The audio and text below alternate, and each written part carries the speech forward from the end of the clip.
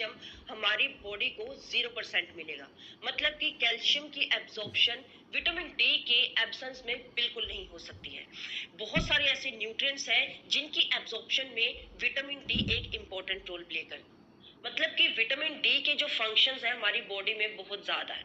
तो सोचिए कि अगर विटामिन डी की कमी हमारी बॉडी में हो जाए तो कितना ज्यादा नुकसान हमारी बॉडी को अंदर ही अंदर हो सकता है, जो कि हमें पता भी नहीं चलता। हमारे बालों को, हमारे स्किन को स्ट्रॉन्ग रखने में विटामिन डी बहुत ज्यादा हेल्प करता है।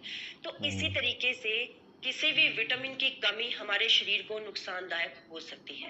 अब विटामिन डी की कैसे हुँ, पता करें कि हमारी बॉडी में इसकी कमी हो रही है, मतलब इसके लक्षण क्या हो सकते हैं।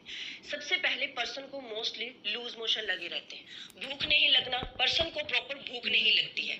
थोड़ा सा खाना खाने के बाद ही उसको ऐसे फील होता है कि उसका पेट जो है वो बहुत ज्यादा भरा हुआ है।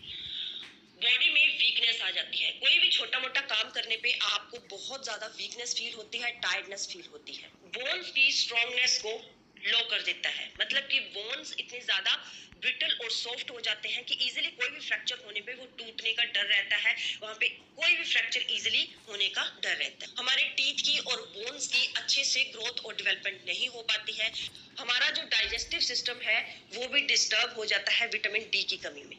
थर्स्ट, पर्सन का बहुत ज्यादा यहाँ पे गला सूखना शुरू हो जाता है जब विटामिन डी की कमी उसकी बॉडी में चल रही होती है। वोमिट की भी उसको प्रॉब्लम रहती है, उसको मितली आने की प्रॉब्लम भी रहती है जब विटामिन डी की कमी उसकी बॉडी में हो। तो फेस का जो नेचुरल कलर है वो चेंज होने लग जाते हैं, बाल झड़ना शुरू हो जाते हैं, बालों में जो डैंड्रफ होती है वो बहुत ज्यादा होनी शुरू हो जाती है।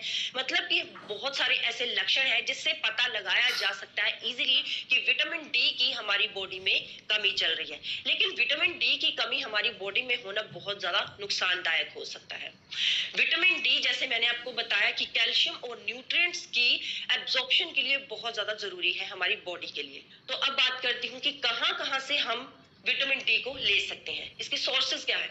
सबसे बड़ा सोर्स है विटामिन डी का सनलाइट, मतलब कि जो सूरज की लाइट होती है 90% विटामिन डी प्रोवाइड करता है। लेकिन उसके लिए क्या करना है, आपको सुबह और शाम, जब सूरज आता है, उदय होता है, और जब अस्त होता है, तो उस टाइम आपको 35 से 40 मिनट तक धूप में बैठे रहना होता है। तब डायरेक्ट आपको सनलाइट से यहाँ पे विटामिन डी मिलता है। लेकिन इतना किसी के पास टाइम नहीं होता है कि वो 40 से एक घंटा तक यहाँ पे धूप में बैठा रहे। कई पर्सन्स को तो ये भी, कई लेडीज को तो ये भी टेंशन रहती है कि धूप में उनका काला रंग ना हो जाए, उनको टैनिंग ना हो जाए। तो इस वजहों से आजकल बहुत सारे रीजंस पर्सन के मन में ऐसे हो गए हैं कि विटामिन डी हमें सनलाइट से प्रॉपर नहीं मिल पाती है, इसीलिए तो हमारी बॉडी में विटामिन डी की कमी हो जाती है। पिछले जमानों में आपने देखा होगा या सुना होगा कि न्यूट्रिएंट्स या विटामिन लेने की, सप्लीमेंट लेने की किसी को जरूरत नहीं पड़ती थी, क्योंकि जो भी नेचुरल तरीके से विटामिन और मिनरल्स हमारी बॉडी को मिलते थे वो भरपूर मात्रा में लेते थे। सनलाइट में वो भरपूर मात्रा में रहते थे।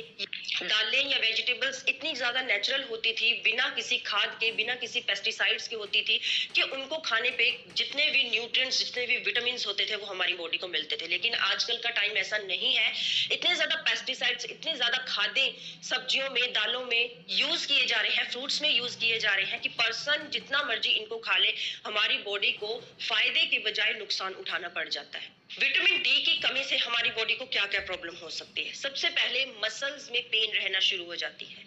विटामिन डी हमारी हीमोग्लोबिन को बनाने में हेल्प करता है, इसलिए एनीमिया की शिकायत हो जाती है। डायबिटीज का खतरा बढ़ जाता है, हमारा जो मेंटल रिटार्डनेस हो जाती है, मतलब कि याददाश्त, हमारी मेमोरी जो है वो बहुत ज्यादा कमजोर हो जाती है। मल्टीपल स्क्लेरोसिस हो जाता है, मतलब आपको नर्व्स की प्रॉब्लम होने लग जाती है, नर्व्स की यहाँ पे नैरोइंग हो जाती है।